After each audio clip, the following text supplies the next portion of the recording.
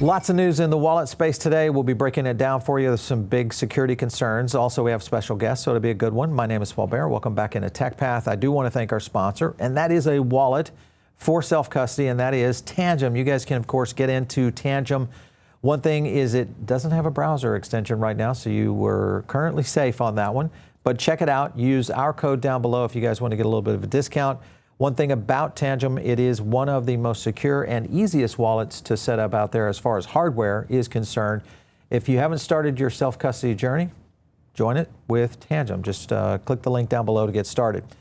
I wanted to bring in Tess, who is coming in from the Core Wallet team and Avalanche to join me today. Hey, Tess, how are you? Hi, Paul. I'm great. How are you? Excellent, excellent. So we're going to be jumping into some wallet conversations today. Obviously, the big news right now is Microsoft just advanced their threat intelligence over there, and they're talking about this incident response around, what do they call it, the StilachiRAT risk that we're seeing within the wallets right now through a browser extension. So this is one of the things that obviously we wanted to bring you guys on to talk a little bit about. Yeah. First of all, what's your opinion on this? Core is not necessarily on the list. I think there was a whole list here. Let me see if I can pull it up. Yeah, right here it gave us a full list. Core wasn't on it. So do you know for sure if it has sidestepped this issue? Our team, as part of our day-to-day routine, is trying to stay ahead of the curve and making sure that we're patching bugs, making sure that any potential issues that are being flagged in the industry at large are being accounted for effective immediately. So we do tend to take security very seriously. We have our InfoSec team constantly monitoring the space. If you guys are out there, always be just cognizant of these kind of things anytime you're dealing with browser-based extensions in almost everything, including your banks as well. These are potential issues from a security standpoint that you need to kind of get into. I want to go over into a few points within Avalanche and also just within the Core app that we thought this is something that we've continued to cover on around advancements within the Core app itself. And I know you're working on the Core Wallet, et cetera, but not necessarily rolling out just yet. These are just some good examples. Things like, DGen chat and profiles, one-click native staking with something like a GoGo Pool or Benki. Those are all great benefits, but it still takes a lot to get all that done. What advancements have you guys been able to achieve here recently? I know there's a big update coming. What's coming down the pipe? 2025 is set to be a very exciting year for Core. Obviously, the Avalanche space at large, we're seeing a constant evolution with the launch of new L1s and just general improvement in infrastructure. The benefit that Core has to being part of the Avalanche team is that we are specially built for these new updates. So to your other point, 2025 is going to be a very big year for us because we do have a major UI update going live, and this update it's not just a surface level making the app look pretty update. It does acknowledge and improve a lot of things that users have been asking for. We do have a pretty good timeline of when this will be going live. So we have the mobile update going live in early April, and then the web will follow shortly after, and then extension in early summer. So throughout this, there's going to be there's not going to be any interruptions to Core usage. The different tools within the product line will look a little different as we work to kind of flesh that out throughout the product sphere. But very exciting updates coming out. If there are features in that list that our users do want to see sooner rather than later, I do encourage people to tag us on Twitter at Core App, because we do have a pretty good response time to making sure that the features our users want to see are prioritized. It's not on this list, but we will be having it soon, is the trending tokens. A trending tokens page. So that's something that will be, really helpful to our users. It's something they've been requesting for a while. One thing, just so everybody understands, with Avalanche, you've got the C chain, and then you have the L1s architecture within there. So onboarding is a challenge, because I think a lot of people were anticipating that you would see maybe direct into L1 onboarding versus going through C chain. So there is a bit of an extra step. One thing that we also put in, this was in reference to Emin, he made it a statement in here, so we responded to it. And we stated, that we weren't really pleased with this, but it was based on 3 different wallets. Core was by far the worst, in our opinion, because we had extra pop-ups that eliminate our speed on initial swaps. That's a problem in trading, as you guys know, especially in DeFi. And then at this point, Core should have also had a trending token page, which backs to your point, you're going to have it now. So that's good. So like Phantom. Very soon. And an instant swap button. That's the other thing that everybody's asking for. So, yeah, totally. So something we see a lot, actually, we've been seeing a lot of this on Twitter too, and also just talking to users one-to-one to figure out, what we could be doing better is some users do have pointed out that the experience in Core isn't truly and holistically in-app. So that is actually something that we're working to improve actively. To your point with these pop-ups when you're trying to do swaps, these are the kinds of features that are going to be addressed by our UI update across mobile, extension, and web. So these issues over the course of 2025 will happen less and less as the quality of the UI improves and the user journey remaining in-app improves as well. Okay, very cool. Well, I'm looking at your list here. This is on your Medium account there. So new logo and brand look. We saw a little bit of the sneak peek on this already. We've reported on this. Mobile app UI, this is talking early spring, so April timeframe here. Mobile experience jumping in, including UI, UX, new look, feel, simpler flows, which is good, debugging, and then the website, and then browser extension. Obviously, you guys are going to be very critical of your browser extension. I think now that Microsoft is out there going, hey, we've got a problem with this. So definitely. So, okay, so this is a good roadmap. Are there any other items that are coming that are not on this list that you could share? At this time, I can't say because we don't want to ruin any fun surprises. Are there going to be some surprises?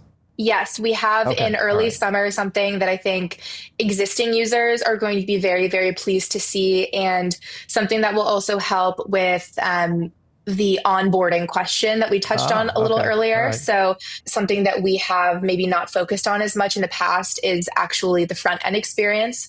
So we're trying to make sure that those match up very seamlessly this year. All right, let's jump over to social, because this is something that we think is going to happen for sure, and that is wallet integration into a social platform.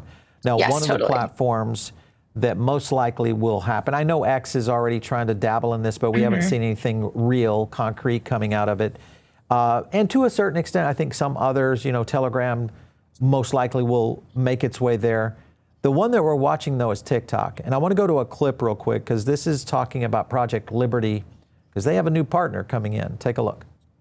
You both collaborate with a lot of partners, and my understanding now is you are collaborating together, Project Liberty and Consensus. So tell us about that. We're incredibly excited to work with Project Liberty, and we have a technology that is a high throughput, layer 2, zero knowledge Ethereum virtual machine network, and it provides scalability on the Ethereum platform. We will have excellent interoperability across different networks. Excited that they kicked the tires and appreciated the technology enough. Did you get it right, Frank? To partner deeply with us. It's actually very, very big news that we're working together.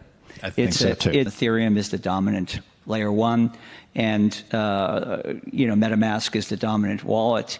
A very huge collaboration that people may not realize it for a year or 6 months or something, but it's really seminal. It's much harder to make this mainstream through financial technology than it is through social. So I think this is going to be a very, very significant partnership. 1 year from now, we'll be sitting right here and you'll tell us about how great it's going. All right, so that, of course, Joe Lubin there with MetaMask and the integration now with Frank McCourt, who is leading Project Liberty. Project Liberty, for many of you, maybe new listeners or viewers, Project Liberty has really amassed almost like an A-team of investors, and we've got Kevin O'Leary in there. You've got Alexis Ohanian coming in from Reddit, Jimmy from Mr. Beast, and now MetaMask, all joining in on potentially a bid to get TikTok, the U.S. version of it, at least, with an American tech stack. So what it means is that we could have a wallet in a social media platform very quickly.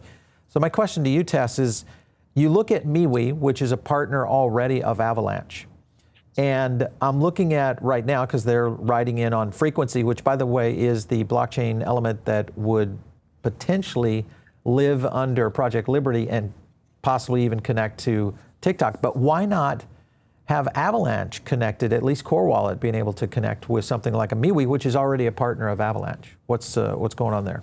Well, first of all, I want to say I am super excited about what's going on with Project Liberty and Metamask. I think I'm a big subscriber to the Rising Tide ethos, and I think that every way that we can get consumers to be more aware of the real life and real world applications of blockchain tech and how it can improve even simple things like their social presence. It's an incredible way to onboard new users. And yeah, so I'm very excited about that, and congratulations to them.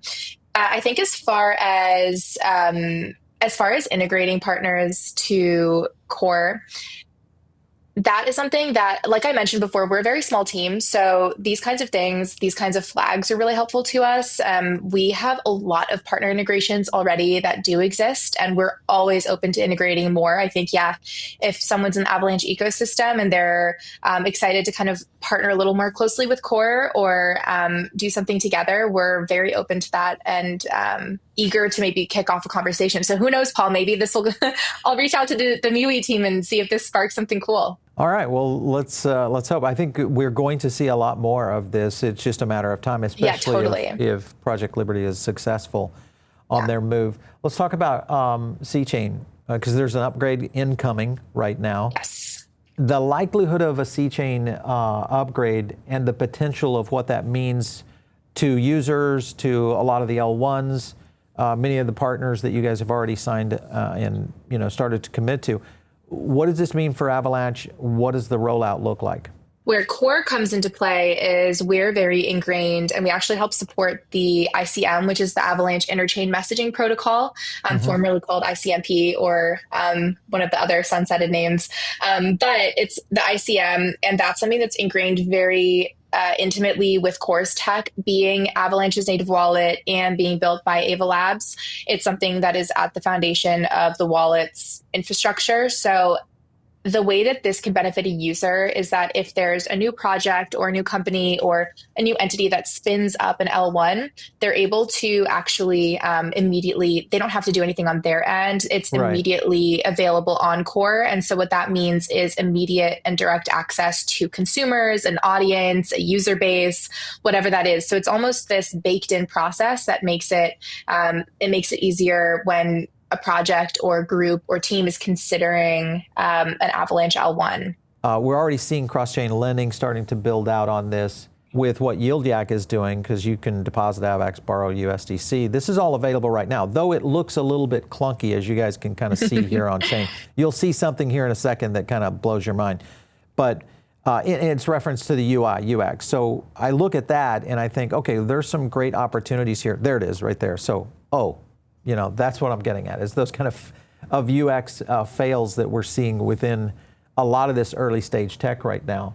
Talk to me a little bit about how this is going to change with what you guys are doing right now with Core. What the improvements of our UI in this spring will mean for users is a less clunky experience, a more seamless experience when trying to engage with those L1s, or even from the team level creating those L1s. It makes their experience a little more stress-free because we've kind of taken care of it for them. But yeah, certainly with the new UI, we want to make sure, as I had mentioned, that transactions are seamless. We have those less pop-ups, that all of the things now that require maybe popping out to a third party or leaving the app in any way or having the in-app experience interrupted in any way, we hope to sunset those things slowly over the course of the year so that the experience becomes a lot easier. I've got a clip here. This is going in. We're going to kind of flip over to let's do it. the CCTP update, and this is coming in from Circle. Let me play this for you and get your opinion. Take a look. What if you could move USDC across chains in seconds? With Circle's cross-chain transfer protocol, otherwise known as CCTP, you can do just that.